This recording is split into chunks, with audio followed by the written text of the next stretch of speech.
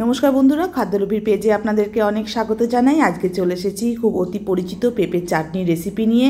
এর জন্য দেখুন, আমি প্রথমেই জল বসিয়েছি। জলের মধ্যে আমি বেশ কিছুটা পরিমাণ চিনি দিয়েছি এবং চিনি দিয়ে দেখুন একটা রস তৈরি করে ফেললাম। চিনি শিরাটা যেই তৈরি করে ফেলেছি, তারপর যখন একটু শিরাটা যখন রেডি হয়ে এসছে, সেই সময় আমি পেঁপেটাকে স্টেপারে কেটে রেখেছিলাম, সেটাকে এর মধ্যে দিয়ে দিলাম। পেঁপেটা কিন্তু এই রসের মধ্যেই সেদ্ধ করেছি আমি। অনেক সময় কিন্তু পেঁপেটাকে সেদ্ধ করেও আপনারা চিনির রসে ফেলতে পারেন, এক্ষেত্রে আমি তা করিনি, প্রথম থেকেই আমি ফেলে দিয়েছি চিনির রসের মধ্যেই।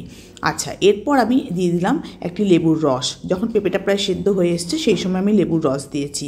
পাতিলেবুর রস দেওয়ার পরে দেখুন, যখন প্রায় তৈরি হয়ে গিয়েছে, সেই সময় আমি সাজানোর জন্য কাজু বাদাম, কিশমিশ এবং বেশ কিছু দানা দিয়ে দিয়েছি। দেখুন, রেডি হয়ে গেছে আমাদের পেঁপের চাটনি।